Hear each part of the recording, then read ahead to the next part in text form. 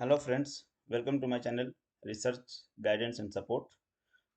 आज हम बात कर रहे हैं एक system that is called credit, जिसका मतलब होता है कंट्रीब्यूटर रोल टैक्सोनॉमी। जब भी हम पेपर सबमिट करते हैं किसी भी जर्नल्स में, बहुत सारे जर्नल्स हमसे पूछते हैं कि डिफरेंट ऑथर्स की क्या कंट्रीब्यूशन है, और we have to specify the contributions by the specific authors.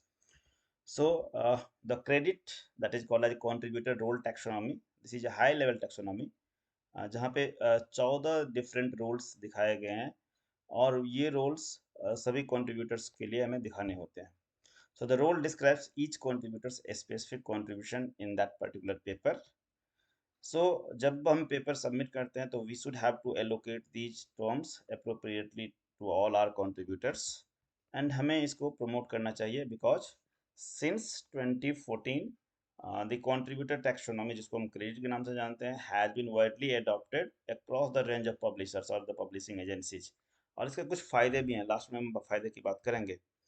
ये 14 कंट्रीब्यूटर्स रोल क्या हैं? So conceptualizations, data curations, formal analysis, funding acquisitions, investigations, methodology, project administrations, resources, software supervision, validation, visualization, writing, और original draft and writing, review and editing. So authors के role जो होंगे, जो भी जिनको भी हम ऑथर से प्रोवाइड करने वाले हैं या देने वाले हैं, सो उनके रोल हमें इस 14 रोल में से डिफाइन करने होते हैं कि उनका क्या कंट्रीब्यूशन है, किस पार्ट में उन्होंने कंट्रीब्यूट किया है। एंड जब एक ऑथर्स का मल्टीपल रोल हो सकता है, या मल्टीपल रोल के लिए एक से ज़्यादा पर्सन हो सकते हैं।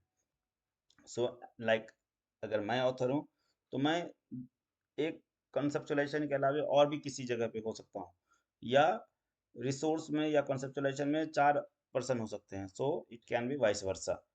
अब एक एक हम देख लेते हैं what is these things. Conceptualizations का मतलब होता है idea, formulations and evolution of overarching research, goal and aim. Data curations, management activities and annotate, production of metadata. So data management, almost everything, all the related data related to the experiments. Then formal analysis, जहाँ हम बात कर रहे हैं statistical analysis, mathematical analysis, concept analysis और other कोई भी techniques और एनालाइज जो डाटा बनाने में हेल्प करता है।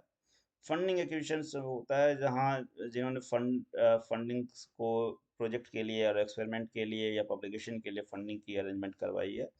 Then we are having investigations, जो रिसर्च में रिसर्च को कंडक्ट करते हैं और इन्वेस्टिगेट करते हैं, डाटा एक्सपेरिमेंट करते हैं, या फिर डाटा जनरेट करने में हेल्प करते या करते हैं, that is called investigations.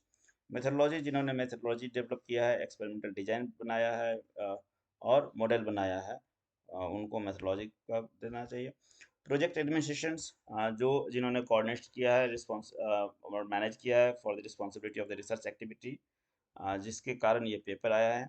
Then resources, हम वो सारे resources, it can be consumables, it can be non consumables, like provision of study materials, reagent materials, patient, animal, instrumentations, कुछ भी रिसोर्स अगर यूज हुआ, that will be resources. Then we are having software, आप किसी भी तरह की software की बात कर लें, डिजाइनिंग कंप्यूटर प्रोग्राम्स की बात कर लें, एल्गोरिदम की बात करें, कोड बनाने की बात करें, तो वो सारे सॉफ्टवेयर में आते हैं। Then we are having supervision, oversight, and leadership responsibility for the research activity planning and executions, including mentorship, external to the core team. Then we are having verification, validations, जहाँ verification की बात आती है। Then we are having visualizations, preparation, creation, and presentation of the published work. उसके बाद आता है दो राइटिंग में, writing original draft and writing review and editing. जिन्होंने ओरिजिनल ड्राफ्ट लिखा है पेपर, दैट इज उनको हम राइटिंग ओरिजिनल ड्राफ्ट मिलते हैं। जिन्होंने उस ओरिजिनल ड्राफ्ट को रिवाइज करा, रिव्यू करा, एडिट करा based on the publish paper, उनको नीचे राइटिंग रिव्यू एंड एडिटिंग का देते हैं। अब जब हम रिकमेंड करते हैं क्रेडिट टैक्सोनॉमी, तो हमारे पास कुछ चार पॉइंट्स इंपॉर्टेंट पॉइंट्स हैं। लिस्ट ऑल द कॉन्ट्रीब्यूशंस, जिन्होंने कंट्रीब्यूट किया आपको पेपर को बनाने में हेल्प किया, इधर वो एज ए ऑथर हो और in the form of acknowledgement, सबके नाम मेंशन होने चाहिए।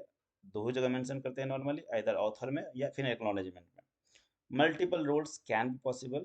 सो जैसे मैंने ऑलरेडी बताया कि individuals contributors can have multiple roles, और one role can be assign to a multiple contributors, दोनों तरह से हो सकते हैं।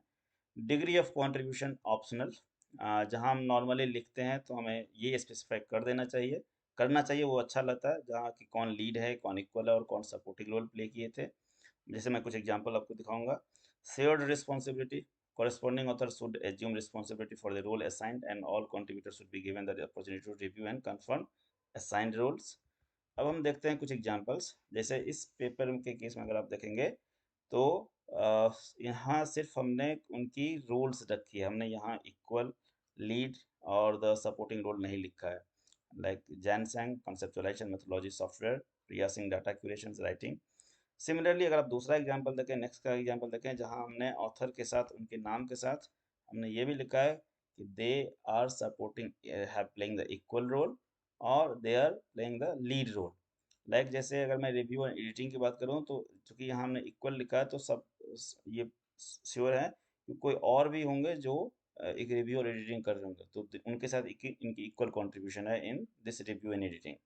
और कॉन्सेप्चुअलाइजेशन में जैसे मैंने लिखा कि Carrie Jones have the lead role, so ये लीड होंगे तो दूसरा जो होगा वो सपोर्टिव रोल में होगा। लाइक यहाँ कैरी जोन्स में आप देख रहे हैं लीड रोल, तो अदर का जो रोल है that is supportive role only.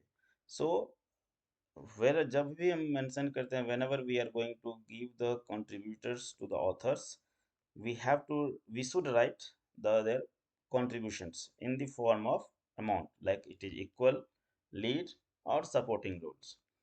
Okay, अब हम देखते हैं, जान लेते हैं कि इसका बेनिफिट क्या क्या हो सकता है। नॉर्मली ये ऑथर्स की डिस्प्यूट को हटाने में हमें हेल्प करता है।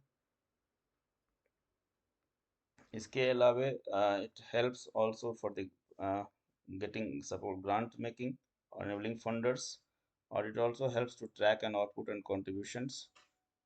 It also enables the visibility and recognition of the different contributors of researchers.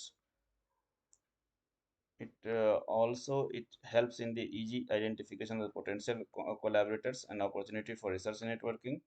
It enables new indicators of the research values, use, reuse, credit and attributions. So normally हमें चाहिए कि जब भी हम पेपर सबमिट करते हैं तो we should have to use the contributions to the all the authors. So this is all about for today. Thank you very much. Have a nice day.